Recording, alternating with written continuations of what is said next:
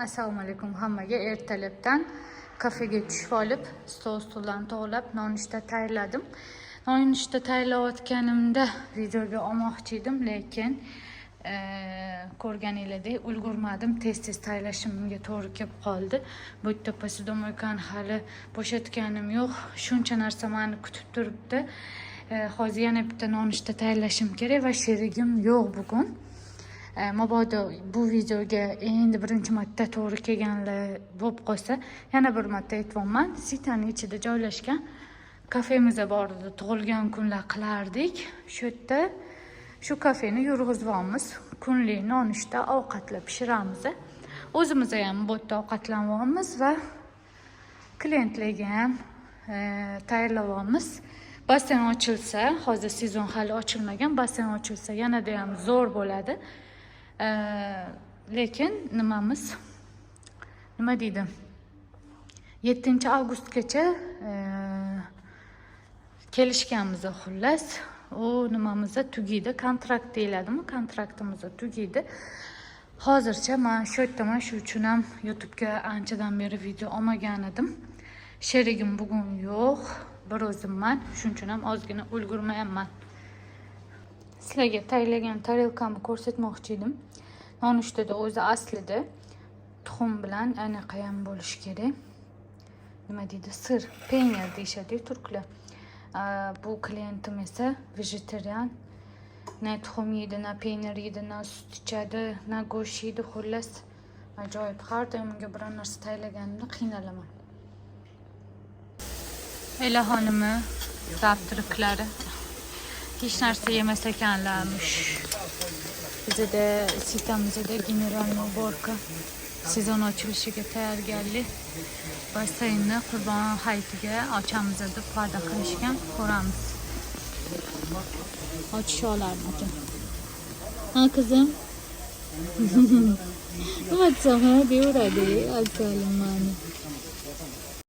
O'zi aslida self service bizda faqatgina narsa tayyorlaymiz va kelib olib ketishadi narsa tayyor bo'lganidan keyin. Lekin oshxonada idish-tovoq tugamaydi, ish tugamaydi. Bu tarafini umuman o'ylab ko'rmagan edik. Birinchi ochganimizda juda ham havas bilan ochganmiz, lekin hozir charchab qolamiz, ham uy ishlari, ham kafe, ham bolalar bilan ovora bo'lganimizdan keyin. Shu uchun ham hozir 7-avgustda kontraktimizni tugashini kutyapmiz. Shunchalik darajada xursandmizki, o'sha kontraktimiz tugashidan. Afsuski, qo'shnilarimiz ko'pidan qo'ynimiz qolib ketdi. Shu uchun ham tezroq kontrakt tuga qolsin deyapmiz.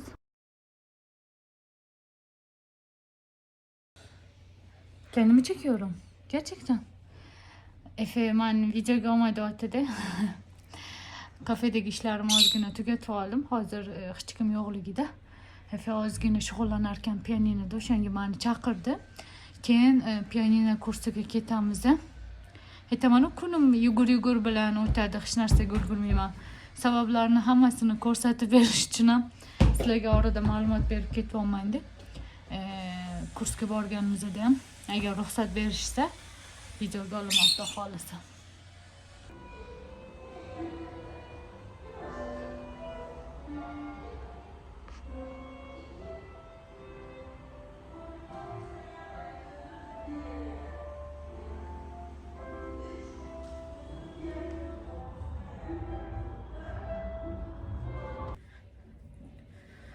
Uyga keldim, tezda tayyorlanib, nimaga ketaman? Nima deydi? Bizda fotoxa deyiladimi? Turklarda nishon deyishadi. Xullas, dugonamni ukasini nishoniga ketyapmiz. Bittasi menga yozibdi-da, kommentariyalarda. Men zo'r ovqatlar pishirishni bilaman. Meni yoningizga chaqiring, birga ishlaylik. Kafeni birga yurg'izaylik deb yozgan ekanlar. Avvalambor e'tiboringiz uchun kattakon rahmat. Ishoninglar, unaqa kimlarnidir ishlatish mumkin bo'lgan joy emas, kichkinagina joy va ko'chadan klient olish mumkin emasligi uchun klient juda ham kam va pribul unaqa ko'p emas. Xullas, pribul ko'p bo'lmaganligi uchun ham kimdir ishlatishi arzimaydi. To'g'risini aytsam, unaqa katta mablag'li topaman deb o'zim ham u ishga nima qilganim yo'q, kirishganim yo'q to'g'rirog'i. Shunchaki bolalarimiz ko'pincha o'tda vaqtlar o'tkazishadi-ku, basseyndan chiqishmaydi bir xil payt. Bir xil payt hattoki uyga kirib ovqat tayyorlashga ham vaqtim bo'lmaydi. Kunim o'tda o'tib ketadi. Shuning uchun u kafeni yurg'izishi fikri mendan chiqqan edi. Unchalik ko'p ham anaqasi yo'q, pribili yo'q va ba'zi bir qo'shnilarim, sizlarga oldingi videomda aytgan edim, agar ahamiyat bergan bo'lsanglar, ba'zi qo'shnilarimni endi tanidim, yangi tanidim. Ba'zi qo'shnilarim esa yangidan tanidim deb aytdim. O'sha joyda nima demoqchiman? Ko'p qo'shnilarim bizga foydasi bo'lmasligi uchun maxsus spesialni bizga ataylab qilgandek nima qilishadi? Ko'chadan ovqat zakaz berib, bog'i ichida ham stol-stullarimiz bor-ku, sitani stol-stullari. O'sha yerda ovqatlanib o'tirishadi yoki ba'zi birlari esa uydan narsa tayyorlab kelib ovqatlanib o'tirishadi. Chunki общественный joy bo'lganligi uchun u sitadagi kafedan hammani foydalanish haqqi bo'lganligi uchun ko'plar narsa olmaydi o'tdan. Ataylab olishmaydiganlar ham bor, sharoiti bo'lmaganlar ham bordir balki, yana bilmayman. Ba'zi bir qo'shnilarimni ataylab qilganini juda ham yaxshi bilaman. Turklarning orasida ham shunaqa narsalar bo'lib turadi. Xullas, shu uchun ham o'tdan zo'r pribil bor deb o'ylamanglar. Xudoga shukr, yomon emas. Umuman pribil yo'q deya olmayman. Agar unaqa deydigan bo'lsam, yolg'on bo'ladi. Lekin bizga yetarli darajada bolalarimizni boya aytganimdek vaqtida ovqatlanishi uchun bemalol xohlagan paytim bolalar parkdaligida yoki nimadaligida, basseyndaligida bemalol ovqat qilishim uchun imkon men uchun. Все, boshqa nima katta nima, xullas qisqa qilib aytganda mablag' o'zim ham kutayotganim yo'q. Xullas shunaqa gaplar tayyorlanayotganimda ozgina sizlar bilan dardlashib olay dedim.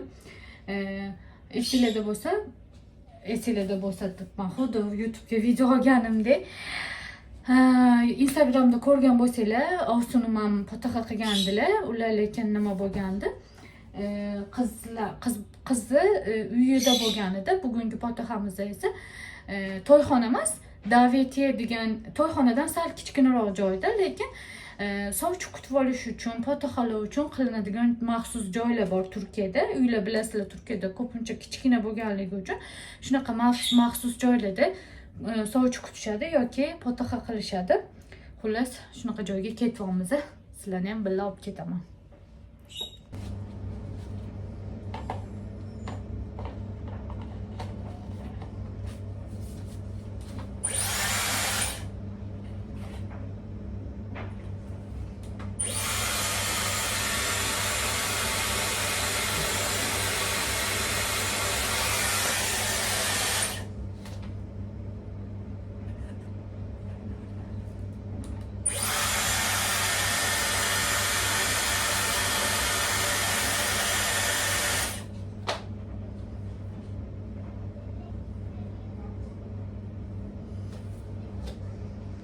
Sana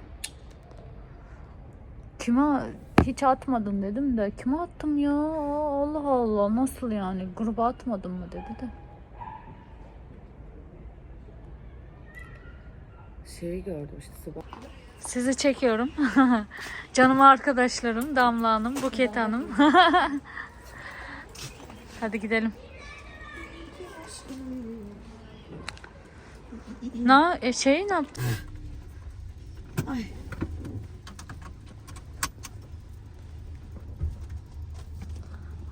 Niye arkayı göstermiyor bu ya? Pis mi acaba ayna?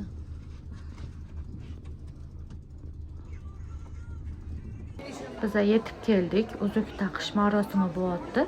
Turkiyada oilada kim katta bo'lsa, u uzuklarni taqadi. Bizda zaksda taqiladigan uzuklar bularda pataxada уже taqiladi. Faqat o'ng qo'lga taqiladi, keyin esa zaksda chiqarilib chap qo'lga taqiladi va turmushga chiqqanini yoki potohasi borligini uzuklar orqali bilsanglar bo'ladi. Uzuklarda qizil lenta bog'langan bo'ladi. Uni kesish uchun qaychi berishlari kerak qiz taraf, lekin birinchi bo'lib qaychi kesmayapti deb aytishadi va erkak tarafdagilar hammaliga pul berganidan keyin yana kesmayapti deydi, yana ko'proq beringlar degan ma'nosini bildiradi va ko'proq pul yig'ilganidan keyin qaychi bilan kesishadi lentani.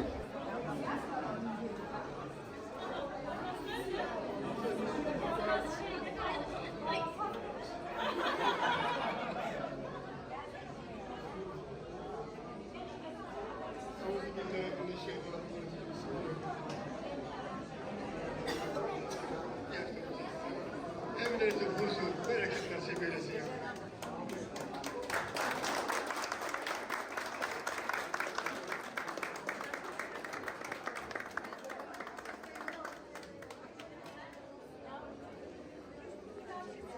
Euzubillahimineşşeytanirracim. Bismillahirrahmanirrahim. Elhamdülillahi Rabbil alemin. Ve la kıbbetu lil muttaqin ve la udvan illa alel zalimin. Vessalatu vesselamu ala Resulina Muhammedin ve ala alihi ve sahbihi ecmaîn. Allahümme Rabbena ya Rabbena tekabbel minna inneke entes semiul alim. Ve tub aleyna ya Mevlana inneke entet tevvabur rahim. Vehdina ve veffikna ila. Uzullar taqilganidan keyin duolar o'qiladi. Duolardan keyin esa har xil tilla yoki pul taqish marosimi boshlanadi. Asosan bilasizlar, Turkiyada hamma tilla taqadi. Potohada ham hattoki tilla taqiladi. Bir xilla pul taqishadi. Potohada o'zi aslida butun tillalar va pullar qizga beriladi va o'zi uchun sarpoy olishi uchun ishlatiladi. Ko'rib turganingizdek, umuman ko'p rasxod qilinmaydi. Potohada ham, to'ylarda ham bilasizlar, uncha narsalar rasxod qilishmaydi va o'zlariga ko'proq pul qolishi uchun ekonomniy variantda to'y qilishadi. Stollar bizanikiga o'xshab bezatilmaydi, sarpolar ko'rsatilmaydi. Har xil bizaga o'xshab ko'r qilib nima deydi, hamma narsani hammaga ko'rsatish maqsadida qilishmaydi. Faqatgina yosh oilaga podдержка sifatida qo'llab-quvvatlash niyatida pul va tillalar taqiladi. To'yda juda ham ko'p tilla taqilganligi uchun hattoki u pul bilan uy ham olinadi. Va bizaga o'xshab har xil san'atkorlar, boshlovchilar chaqirilmaydi. Ko'p turganinglardek hamma narsani sodda qilib, esdalik uchun va boshida aytib o'tganimdek, yosh oilaga qo'llab-quvvatlash niyatida pul yig'ish maqsadida to'y qilinadi yoki potoha qilinadi.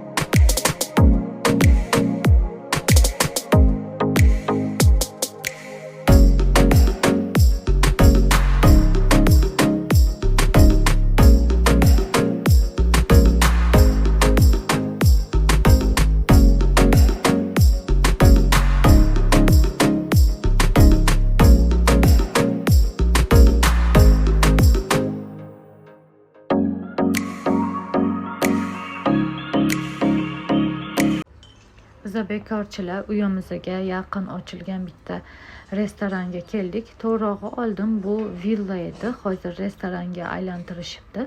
Bizaga yaqinligi uchun qiziqdik va juda ham chiroyli joy ekan. Menga rosa ham yoqdi. Fatahadan chiqib bu tarafga keldik. Hech narsa yeb ko'rmadik, lekin yaxshi narsalari bor ekan. Nonushtalari ham bor. Menga juda ham yoqdi. Atmosferasi juda chiroyli. Kunduzi kelsak yanada ham chiroyli bo'lsa kerak, chunki dengiz manzarali, pastki qavatda esa basseyn manzarali ekan. Menga rosa ham yoqdi. Menimcha уже ko'p marta gapirdim bu haqda. Kunduz kuni ham vlog olaman. Uyga kelib oldim.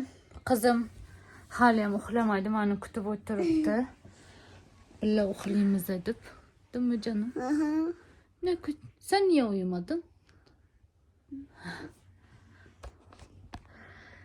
Bu qizni haligacha ajrata olmaganman o'zimdan.